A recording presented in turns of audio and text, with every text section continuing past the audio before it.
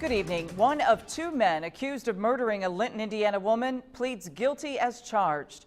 The body of Caitlin Wolfe was found tied up and dumped in a rural Greene County pond. Jordan Buskirk admitted to a judge his role in her death, leaving Randall Crossley as the only defendant in this case.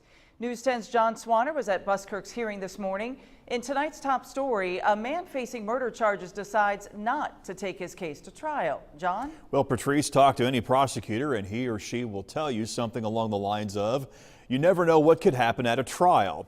And that's why getting a defendant to take a plea deal is important, because getting a conviction is priority one for prosecutors with any case they face. That's especially true when the case is as heinous as Caitlin Wolfe's murder.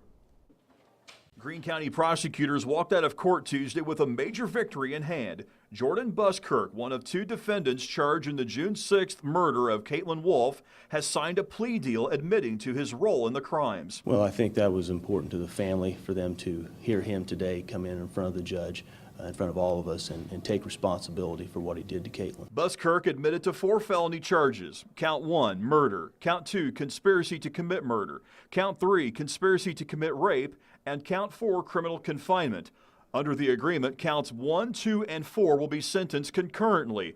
That means Buskirk will serve the sentences for those charges at the same time. It will be up to Judge Dina Martin whether that sentence for count 3 will run concurrent or consecutive to the other 3. Perhaps the biggest key component to the Buskirk plea agreement is that his sentencing will not take place until after Randall Crossley's trial is concluded. The agreement calls for Buskirk to truthfully testify against the second defendant in this case, Randall Crossley. The sentence is going to be left to the discretion of the court, and I believe his counsel would like for the court to see Mr. Buskirk's cooperation. Greene County Prosecutor Jared Holtzclaw told News 10 after receiving the proposed deal from the defense, he discussed it with Caitlin Wolfe's family.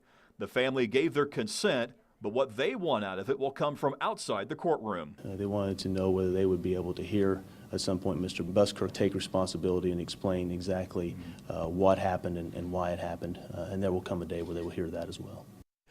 Another plus plea agreements bring to prosecutors, defendants give up their constitutional right to appeal. But more importantly, it also gives family like the Wolfe family some form of closure. That said, this case is a long way from over. We'll keep you updated as it progresses. Patrice, back to you. Good job, John. Thank you very much.